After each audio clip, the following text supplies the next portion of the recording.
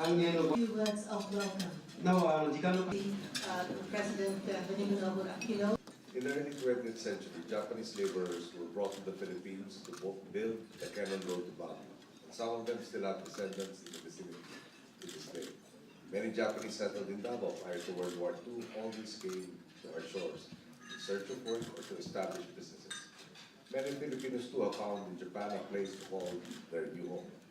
A vivid memory for my grandfather's generation were their visits to our revolutionary general, RTVM, who had settled in Yokohama, and to whose restaurant, Filipinos en route to America, to lobby for independence, made it a patriotic point to dine to support this language. Our nations too are bound by ties strengthened by loss or suffering. We have enjoyed 55 years of peace with a shared commitment to maintaining that peace. And no one will ever forget the sympathy and solidarity of the Japanese people with the Filipino people when my father lost his life and when we regained our democracy. In the final analysis, if your people and mine have suffered much, so too have we turned adversity into opportunity together. We have rebuilt what war or natural disasters have destroyed. Japanese and Filipinos have proven that they can work together and prosper together. In an atmosphere of mutual respect and human solidarity, we have proven ourselves partners for progress.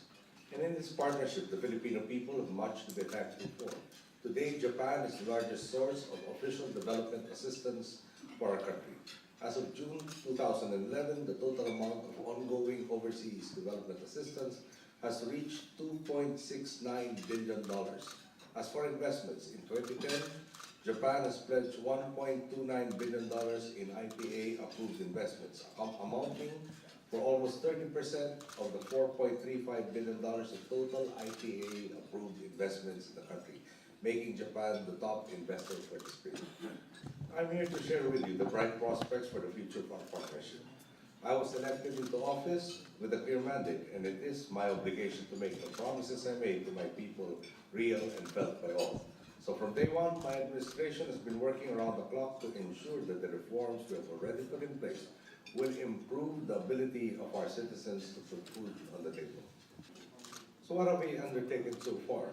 First on our agenda was to eliminate certain roadblocks that turn away businessmen from investing in our country, in matters big and small, from reducing red tape, simplifying the number of forms, and speeding up the time it takes to register a business. In small ways, we can and are making a large improvement to the processes required for investments. We are undertaking innovations such as the electronic payment system for the Philippine Economic Zone Authority, applicable to 4 out of 5 selected transactions of the PESA enterprises. Local governments have begun to follow suit. 79 local government units have already streamlined their business permits and licensing systems. My government has vowed to follow the formal processes for getting deals approved, such as proper and transparent bidding, to help eliminate the preponderance of under-the-table transactions with bloated commissions secretly pocketed by corrupt officials. The foundation of all this is the genuine rule of law, where wrongdoers are held accountable and a positive incentive is thereby given to those who abide by the rules. We have been holding violators of our laws accountable for their actions in both the political and economic spheres, investigating and charging officials who break the law and businessmen who aid and abet corruption. In line with this, we have been forced to review contracts that may have been tainted with graft. In roughly over a year since I took office, our Department of Public Works has saved 4.652 billion pesos in taxpayers' money after reviewing and rebidding questionable public works projects. All our efforts are governed by an overarching principle. An end to corruption means an end to poverty. This was our rallying cry during the campaign, and this is what will carry us through until the end of my administration in 2016. To get there, we will remain committed to work towards a government that is sincere with its intentions, an economy that permits fair competition, and a nation that is empowered to excel so that others may enjoy a better quality of life. The results are encouraging. Our stock markets have hit all-time highs 7 times since my administration took office. My country has received 4 positive rating action upgrades from credit rating agencies in over little more than a year. We were able to fund even more projects without raising taxes in the past year and are also on target with our social service commitments. We are confident that the positive trend will endure and strengthen further through public-private partnership programs and an increase in foreign direct investments that we hope to achieve through your support. To sustain the momentum amidst global risks and uncertainties, key fiscal policies are being implemented. A more prudent and transparent fiscal management program has already generated many billions of pesos in savings. This is a good time to invest in the Philippines because this culture of transparency we are cultivating will lead to a win-win situation for all stakeholders involved. My government will continue to invest in infrastructure to make our country more attractive to those who want to establish their business in the Philippines. I understand that the Japanese are more inclined now to source more of their power requirements from geothermal plants. The Philippines, with 1,972 megawatts installed capacity, is the second biggest producer of geothermal energy in the world. With the National Renewable Energy Program, the Philippines is set to further increase its geothermal capacity to 4,361 megawatts by 2030, with about 1,495 megawatts of geothermal potential remaining to be tapped. Philippine expertise in developing geothermal energy is also world-renowned. The Philippines was instrumental in developing geothermal energy resources in Indonesia, and Chile has also approached us recently to tap our expertise. So there may be opportunities for cooperation here, which can generate employment, help lower power rates, and lead to more industry and more opportunities for our people. My government has also been investing in human development. For what purpose would these new investments have if our people are unable to make good use of them? For this year, we have allocated the biggest chunk of our national budget for 2012 to social services, nearly a third at 31.7%. We are working to expand further our conditional cash transfer program, in which we have been able to enroll over 2.2 million household beneficiaries as of this July, representing 94.12% of our target for this year. This program gives these household beneficiaries cash assistance on the condition that they keep their children in school and that they visit health centers regularly. In this way, as we invest in the well-being of our people, we are also enabling them to invest in themselves and in the future of their children. But our work has not stopped there. Even as we are working to address the shortage of classrooms in the Philippines, we are also putting our efforts into ensuring that the quality of education received in these classrooms is high. That is why we are introducing in phases our K-12 program, which means kindergarten and the proposed 12 years of basic education, so that our education system will be at par with international standards. Allow me to give you one more example. Through the National Household Targeting System for Poverty Reduction, we have identified and enrolled 5.2 million households for enrollment in the sponsored program of the PhilHealth, or Philippine Health Insurance Corporation.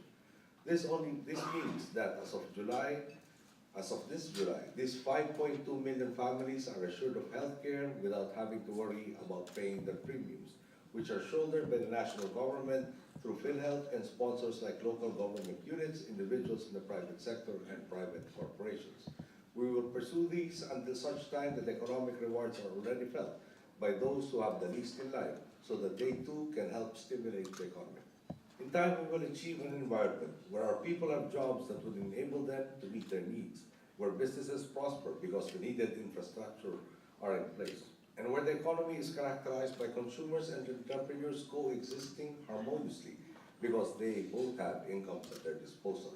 The medium to long-term prospects for growth in the Philippines-Japan economic relations remain positively strong, and both the Philippines and Japan stand to benefit from it. さまざまなその環境整備を行い、その雇用を十分創出し、そして人々のニーズを満たしていくというのが我々の究極的な目標であります。そして企業もインフラ整備などを進める結果として、その事業の繁栄を享受していただければと思っております。ですから消費者もそして生産者も調和の取れた形で、このお互いに共存できるようにということであります。中期的にはその経済成長の見通しを見ても、そして日美間のその関係を見ても、非常に強力なポジティブな見通しが立てられるかと思います。そしてそのことによって日本もフィリピンも恩恵に良くすることができるでありましょう。With your advanced space in technology, high technology, Japan could very well be an even larger source of investments for the Philippines to boost our country's agricultural production and processing capabilities, energy sourcing, tourism, and infrastructure projects.